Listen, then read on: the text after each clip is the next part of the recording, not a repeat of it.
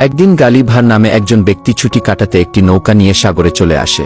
নৌকায় বসে সে একটি বই পড়ছিল, আর পড়তে পড়তেই কখন যে ঘুমিয়ে পড়েছে সে নিজে বুঝতে পারে না। তার ঘুম ভাঙতেই দেখে সে পড়ে আছে একটি ভয়ঙ্কর সমুদ্র জলের মধ্যে। কিছু বোঝার আগেই সে তার নৌকা সহ একটি বিশাল গুড়িনিতে আটকা পড়ে যায়। পরদিন সকালে তার যখন জ্ঞান ফিরে তখন সে দেখে সে একটি অদ্ভুত জায়গায়, আর পুরো শরীর রশি দিয়ে বাঁধা, আর ছোট ছোট মানুষ তার উপরে উঠে দাঁড়িয়ে আছে। আশ্চর্য জগেছে চারদিকে তাকিয়ে দেখে সে এসেছে একটি নতুন জগতে, যার নাম লিলিপুট।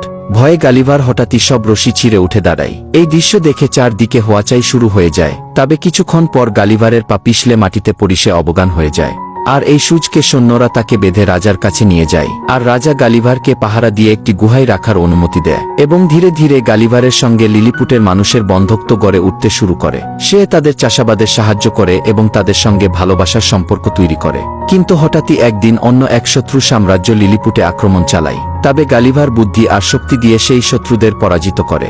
এতে লিলিপুটের রাজা ও প্রজারা খুবই খুশি হয়ে যায়, আর গালিভার হয়ে উঠে লিলিপুট বাসীদের এক বীর বন্ধু। ভিডিও ভালো লাগলে লাইক করে দিন।